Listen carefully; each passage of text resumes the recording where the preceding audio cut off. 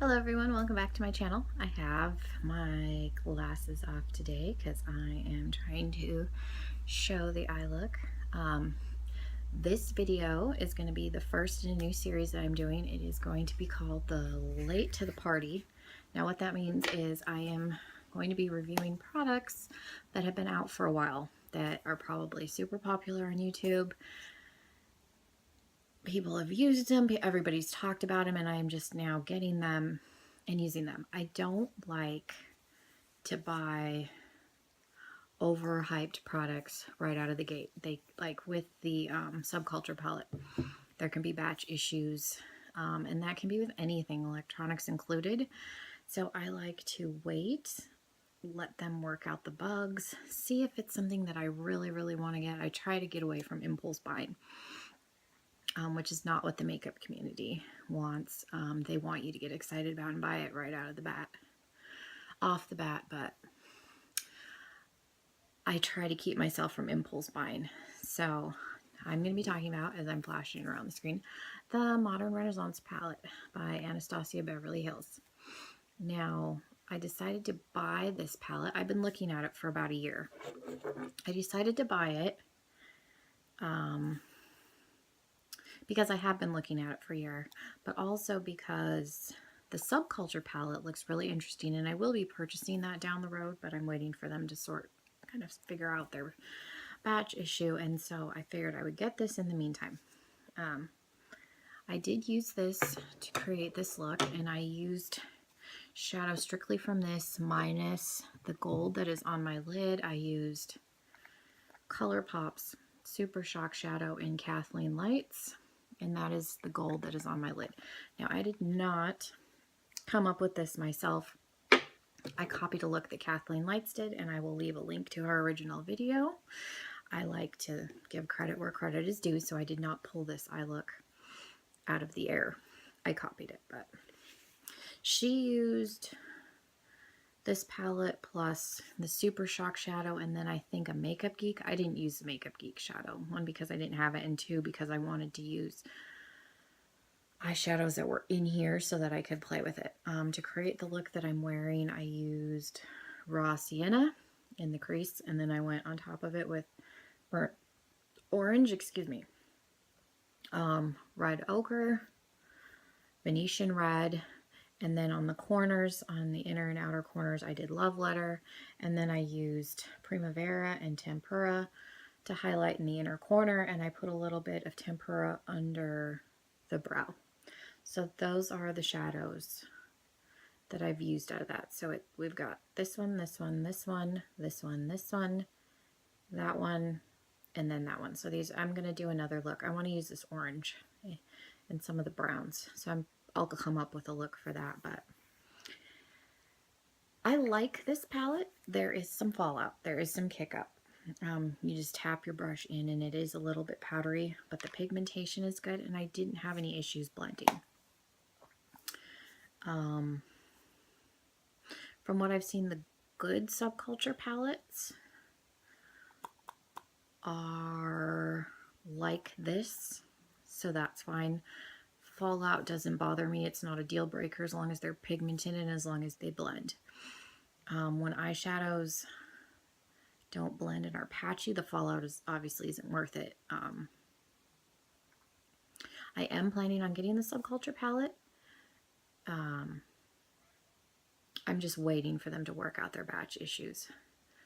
I'm probably repeating myself, but I really try to not buy overhyped products right out of the gate. I do the same thing with electronics. Like when the new iPhone comes out, I don't run out and buy it because there's bugs. Typically, like especially with electronics, because they're in such a rush to release these products, there will be issues. So I typically will wait for the first batch to go through, the company to get feedback, kind of rework, put out one or two more, and then it's something else. And that gives me time to think about, is this something I really want? Do I really want it? Because I used to be an intense impulse buyer. Bought everything right out of the gate that I wanted. You end up with excess, a ton of excess. And I'm trying to avoid having too much excess. So like this, I sat and waited about a year back, because this is a more expensive palette. I mean, 42, it's not the most expensive palette I own, but I did the same thing with the Too Faced palettes that I have, the Bonbon and the Peach palette. I'd like to wait at least 2 or 3 months. That gives me time to figure out, do I really like this, or am I just wanting to buy it because it's hyped up and everybody's talking about it? So, from what I've seen on the Good Subculture palettes, I do want it. I will be purchasing that later, sometime probably after Christmas, because I do really like this. I don't tend to wear a lot of these kinds of shades. I want to more because I have green eyes, and these kinds of colors, especially the cranberries, make green and blue really pop. So these are definitely colors that I want to use more, which is why I finally broke down and purchased this. This is a good palette. I can see why people like it. I can see why it was hyped and talked about and why people love it. It is good. The only that, like I said, I didn't try the brush, and I haven't swatched every single shade, but I am excited to play with this more. So yeah, again, I'll take my glasses off one more time.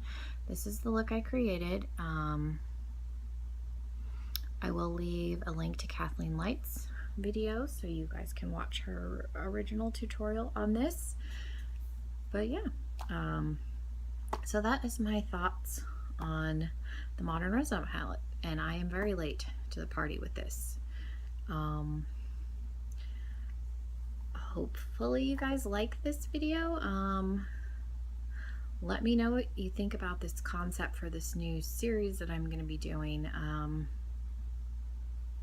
Yeah, I don't know. I think it's important to still review these, even though like the whole world has talked about them, because a lot of the reviews that are put out are when like this first dropped.